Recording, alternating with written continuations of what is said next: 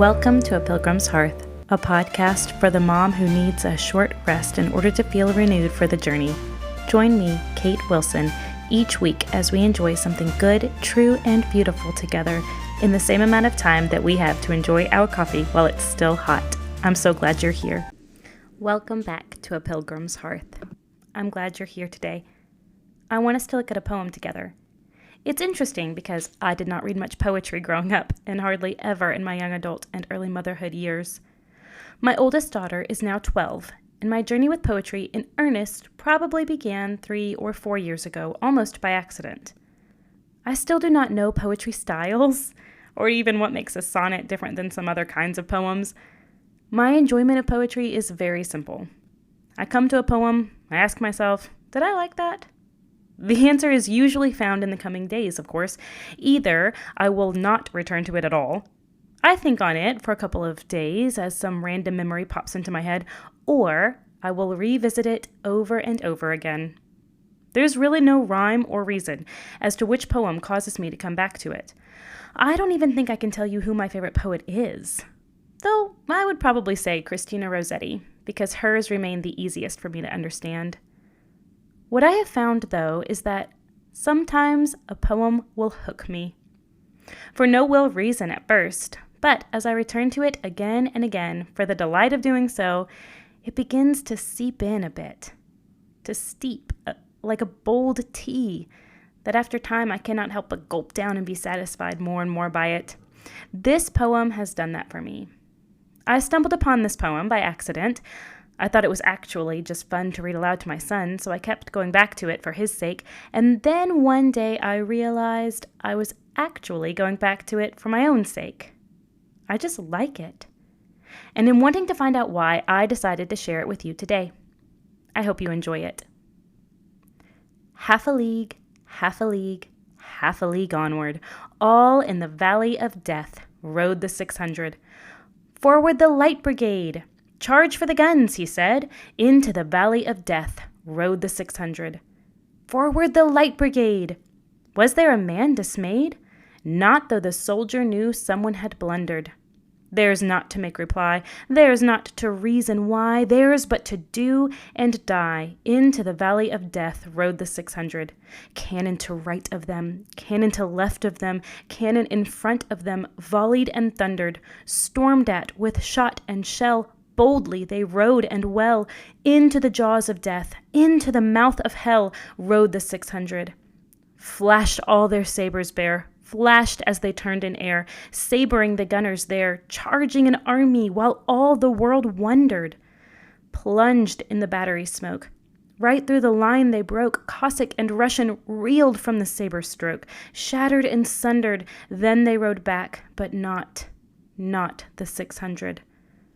Cannon to right of them, cannon to left of them, cannon behind them, volleyed and thundered, stormed at with shot and shell, while horse and hero fell. They that had fought so well came through the jaws of death, back from the mouth of hell, all that was left of them, left of 600. When can their glory fade? Oh, the wild charge they made! All the world wondered. Honor the charge they made! Honor the light brigade, noble 600. This poem was written by Alfred Lord Tennyson 38 days after the disastrous attack that the English attempted on the Russians in the Crimean War in 1854. It is a tragic story, full of defeat and death for many men who did not have to die. They rode down into a valley, straight into the Russian army. They did not stand a chance, really, and yet they rode. In the second verse, Tennyson asks if there was a man dismayed. Were they nervous? Did they know the death that lay before them? Did they know the hard and the scary and the sacrifice that they were making? Maybe. Maybe that's why he calls them noble in the end. Maybe that's why they're honored only a few short weeks after their death in a poem that has lasted through centuries. As a mom, when I read that poem, a few things happen to me. First, I cannot help but read it in a way that transports me out of my dirty living room or messy kitchen and into a battle, something that matters and means something and is long-lasting, and it is for the good of people. And what's so amazing is that when I come back to my reality, those things are still true about me. In that living room or amongst those dishes, what I am doing actually matters. It means something, both today in the hearts of my kids and also in the future, for their kids even, who will one day be shaped by who they turn out to be. It is long-lasting because what I am doing stretches beyond this valley that I find myself in. Secondly, it lifts my eyes away from myself for just a little bit of time to others who have sacrificed, sure, in a different way, for a different cause, with a different outcome. But the questions that I ask about those 600 men while I am reading this poem, I can ask about myself as a mom, can't you? Am I sometimes dismayed with the way this motherhood is going? Am I nervous about what the day could hold for me and all the ways I will have to sacrifice myself for the sake of others that I care about? Do I, too, look into the day ahead of me knowing that it will be hard?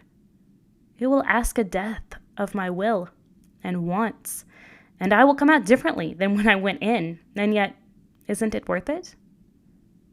The last thing this poem does for me is reminds me in this story and in its beautiful language that there was once a man who actually made a different sacrifice in a very different battle, and he went into it knowing full well that death awaited him. Jesus went into the battle not against a country or for a country, but against death and sin, and for me, and for you, and for the kids in our homes, for the one who is sometimes tired and is always weak, and who sometimes questions if this motherhood journey is worth the hard and the sacrifices. There is one man's glory who truly never fades. One man who also went into the jaws of death and the mouth of hell, and he came back out again. And because of that sacrifice, my day with the kids and this mess and these tantrums and fights and tears, they matter. Because even in this poem, we can point our hearts to Jesus and away from ourselves, and we can carry on half a league, however far that actually is, half a league onward. Have a great day, friends.